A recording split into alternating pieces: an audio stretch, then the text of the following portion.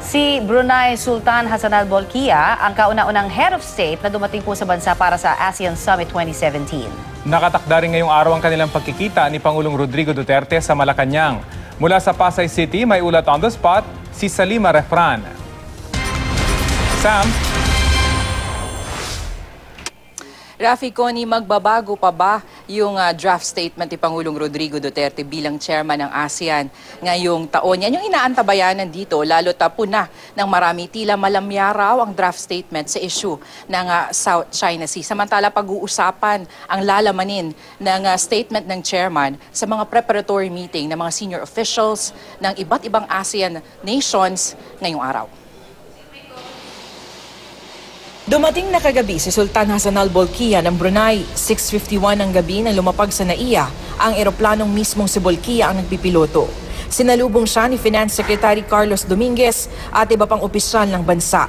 Napaaga ang pagpunta ni Bolkiah sa bansa dahil magkakaroon pa siya ng state visit sa Pilipinas bago ang mismong ASEAN Leaders Summit. Ngayong hapon, makikipagkita si Bolkiah kay Pangulong Rodrigo Duterte sa Malacanang. Magkakaroon ng expanded bilateral meetings sina Bolkiah at Duterte na susundan naman na isang state banquet na inihanda para sa Sultan. Ngayong hapon naman, nakatakdang dumating sa bansa si Malaysian Prime Minister Najib Razak. Rafi, Connie, importante ang lalamanin ng chairman's statement ng ASEAN dahil ito ang sasalamin doon sa magiging direksyon ng ASEAN sa susunod na mga taon. Samantala dito naman sa ASEAN International Media Center ay nakaantabay na ang lahat ng media. Yan ay dahil magkakaroon ng press briefing ngayong alas 12 ng tanghali. Si ASEAN Business Council Chairperson at Presidential Advisor for Entrepreneurship, Joey Concepcion. Tatalakayin niya ang usapin ng kalakalan at negosyo sa buong rehiyon. Yan ang latest mula nga dito sa Pasay, Rafi, Connie.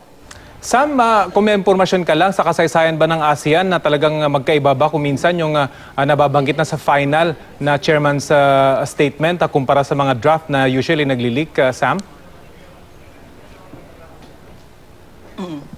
Rafi, kasi yung sa sitwasyon ngayon, kaya parang ang nangyari ay medyo may pagpuna. The past ASEAN chairman statements kasi ay kapuna-puna na naipapasok itong issue ng South China Sea. So ngayon, parang nagtaka yung marami dun sa lumabas na draft na parang yun nga, sabi nila, malamya yung statement. Pero paglilinaw nga ng DFA ay maaari pa kasi magbago ito. Yan ay dahil magkakaroon pa ng mga meetings ngayong araw. So, Rafi, minsan kasi may mga draft na lumalabas, pero initial lang naman yun. At yun ay kumbaga bullets lamang ng mga maaaring lamanin. Minsan, by itself, malakas na siya agad. Yun na yung inaasahan.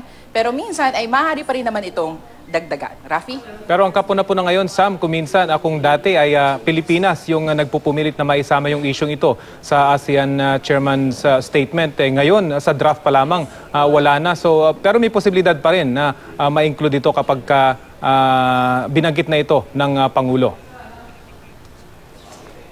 That is a good observation, Rafi. No, yan din yung napuna ng maging ng mga nagko-cover na media na sa lahat nga kasi ng mga nakaraang ASEAN, sinusulong, itinutulak ng mismong Pilipinas yung issue ng South China Sea. Also, ang puna kasi dito sa draft statement na ito ay hindi man lang nabanggit yung arbitral ruling na talagang sinasabi yung claims nga sa South China Sea na medyo nga na medyo yung sa China ay hindi nga daw dapat ganun yung claim, no? Yan ay mismo doon sa arbitral ruling. So yun yung hinahanap. I think yun kasi yung gustong makita ngayon dahil maraming ASEAN countries yung may claim din dyan sa South China Sea. Rafi? In any case, Sam, may 3 araw pa naman at sana nga may maisamang substantial ika nga sa isyong ito dahil matagal na pinupuna at isinasama at pinipilit na isinasama ito ng